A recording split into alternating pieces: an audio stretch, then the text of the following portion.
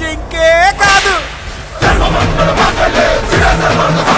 Watch our web series Constable Kanakam streaming now only on ETV Win app.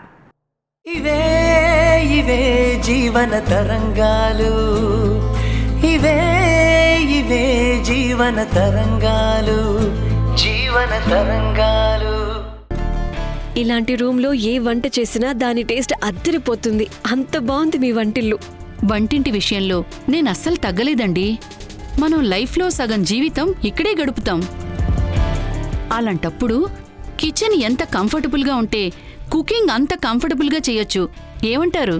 ఏమంటాను, highly professional lecturer గారికి homely professional house wife మీరు. అవును, మీ lecturer గారు వచ్చేసరికి late అవుతుందేమో. ఇక వచ్చే టైం అయిందండి. రాగానే నేను చెప్తాను మీ గురించి. ఈ లోపు కాఫీ తాగుతారా?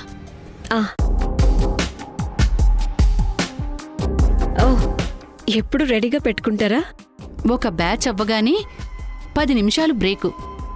ఆ టైంలో ఆయన కాఫీ తాగేసి మళ్ళీ వెళ్తారు. అందుకే తీసుకోండి.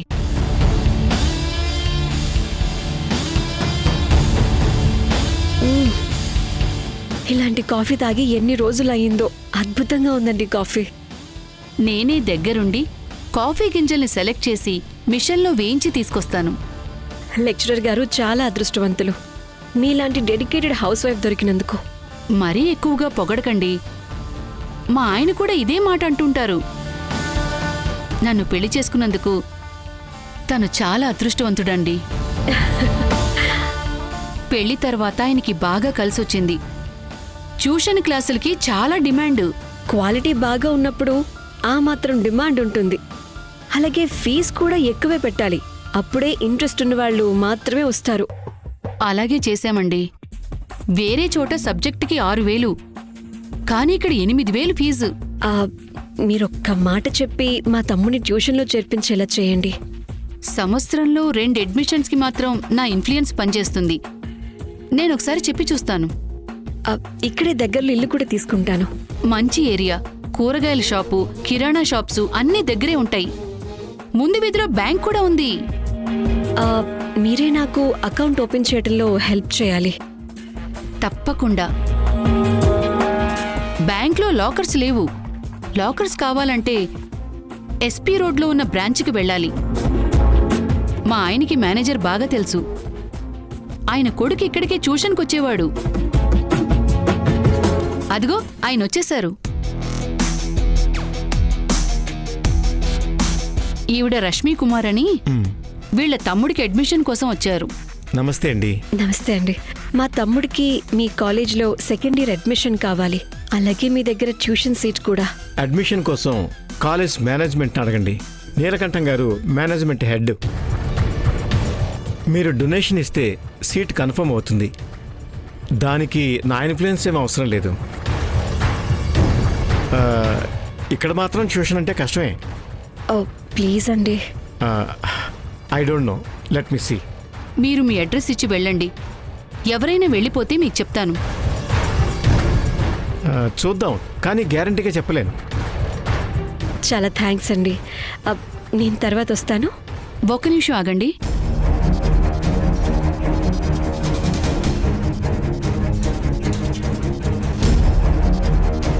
ఈ తాంబూలం తీసుకోండి. అయ్యో, ఇవన్నీ ఎందుకండి? పర్వాలేదు, తీసుకోండి. నాకు తృప్తిగా ఉంటుంది. డబ్బుంటే సరిపోతుందా? డబ్బుతో పాటు సంస్కారం కూడా ఉండాలి కదా. మిమ్మల్ని చూస్తుంటే మాకు బాగా కావలసిన వాళ్ళలా అనిపిస్తోంది.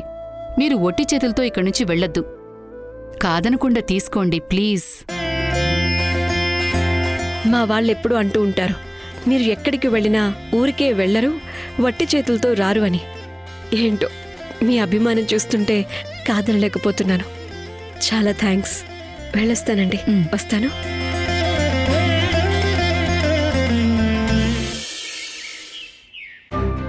ఉన్నది ఒక్క చెల్లెలివి. నువ్వు రానంటే ఎలా చెప్పు? మేడం, మీరు మాట్లాడుతుండండి, నేను బయట కూర్చుంటాను. పర్వాలేదుండండి. మీరేమీ పరాయివారు కాదు. అర్థం చేసుకో అక్క. పెళ్లికి రానంటున్నానా? ఇప్పుడు మాటలే కదా. అక్కడికొచ్చి నేనేం మాట్లాడాలో చెప్పు. నువ్వొస్తే నాకు ధైర్యంగా ఉంటుంది. నీకంటూ ఒక అధికారం ఉంది. అసిస్టెంట్ కమిషనర్వి. నువ్వేం చెప్పినా నీ మాటకు ఒక వాల్యూ ఉంటుంది. నువ్వు ముందుంటే చాలు, మేం మాట్లాడుకోవడం ఈజీ అవుతుంది. కానీ నా వెనుక ఏమనుకుంటున్నారో తెలుసా అక్క? మొగుడిని వదిలేసి వచ్చింది ఈమె కూడా మాట్లాడుతుందా అనుకుంటున్నారు. ఆఫీసర్ అయితే ఆఫీసులో భయపడతారు, కానీ అలాంటి పెళ్లి పెద్దగా నాలాంటి వాళ్ళని ఒప్పుకోరు. అందుకే ఇప్పుడు రాలేనంటున్నాను. ఆల్మోస్ట్ పెళ్లికి సంబంధించి మాట్లాడుకోవటం అయిపోయింది. ఇంక నేనొచ్చి ఏం చేస్తాను? అలా మాట్లాడతావేంటే? నువ్వు మా ఆయన కంటే తీసిపోయావా? మీ ఆయన సంగతి లెక్కలోకి రాదక్కా. నీ విషయం కూడా లెక్కలోకి రాదు. నేను కూడా అదే అంటున్నాను. నన్ను కూడా ఎవరూ లెక్కలోకి తీసుకోకపోవచ్చు. నా హస్బెండ్ని వదిలేసి వచ్చాను కదా, మళ్ళీ కలిసుండేది కూడా నమ్మకం లేదు. సర్లే అయితే, నువ్వు రావద్దని డిసైడ్ అయ్యావు కదా. అక్క, నేను చెప్పేది వినక్క. వాళ్ళు మాట్లాడడానికి వస్తారు. అక్కడ దేని గురించి మాట్లాడతారు చెప్పు? అన్నీ ముందే డిసైడ్ చేసుంటారు, అదే చెప్తారు. ఇలా వద్దు అలా చేయండి అని చెప్పే ఛాన్స్ నీకే ఉండదు. ఇక నేనక్కడికొచ్చి ఏం చేస్తాను చెప్పు? సత్యం గారు, ఒక్క నిమిషం బయట ఉంటారా? Okay madam.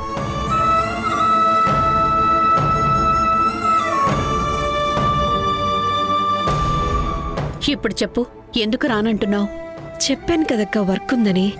నేను ఆల్రెడీ చాలా టెన్షన్లో ఉన్నాను. పెళ్లి సింపుల్గానే చేస్తున్నావు, ఖర్చు ఏమీ ఉండదు. ఒకవేళ ఖర్చు ఎక్కువైనా నా దగ్గర పిఎఫ్ డబ్బులున్నాయి, డ్రా చేస్తాను. నాకు తెలుసక్క, అయినా నాకెందుకు చెప్తున్నావు? డబ్బు విషయంలోనే నా కొడుకు దూరం అయ్యాడు. ఇప్పుడు నువ్వు కూడా రాను అంటున్నావు. పెళ్లి పనుల్లో ముందుంటే నిన్ను డబ్బులు అడుగుతాను అనుకుంటున్నావా?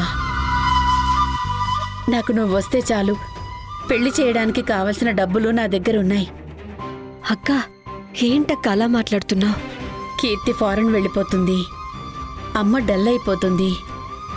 ఎలాగో నా మొగుడున్నా లేనట్టే. ఇక నాకున్నది నువ్వు ఒక్కదానివే. నువ్వు కూడా దూరంగా ఉండకు ప్లీజే. ప్లీజ్ అక్క, డబ్బు కోసం నిన్ను దూరం పెడతానా? నిజంగా లేదు కదా? ఖచ్చితంగా కాదు. సరే అయితే నేను వెళ్ళొస్తాను. నీకు నేను ఫోన్ చేస్తాను. సరే.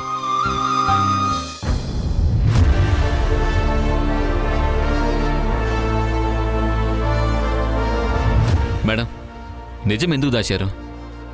లెక్చరర్ కేసు చూస్తున్నారు కాబట్టి అక్కడికి రాలేకపోతున్నానని చెప్పుండొచ్చు కదా. చెప్పొచ్చు. లెక్చరర్ ఇంటికి వెళ్ళానని, అతని భార్యకు అబద్ధం చెప్పి ఇల్లు మొత్తం మఫ్టీలో సోదా చేశానని చెప్పొచ్చు. అలాంటప్పుడు పెళ్లి చూపులకు నేను వెళ్తే ప్రమోద్ ఫ్యామిలీ గుర్తుపడితే ప్రాబ్లం అవుతుందని నేను చెప్పలేదు. ఎందుకంటే ఆఫీస్ డ్యూటీని పర్సనల్స్ని కలపకూడదు. అప్పుడే ఈ హోదాకు విలువ గౌరవం దక్కేది.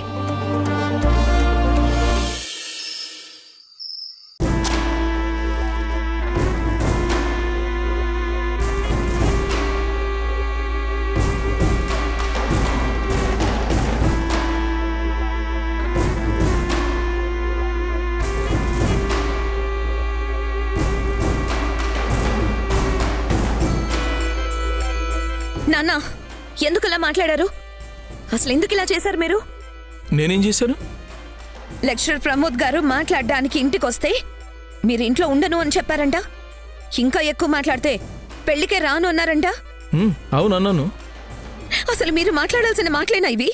మీరు నాకు నాన్న అది నీకు ఇప్పుడు గుర్తుకొచ్చిందా? అంటే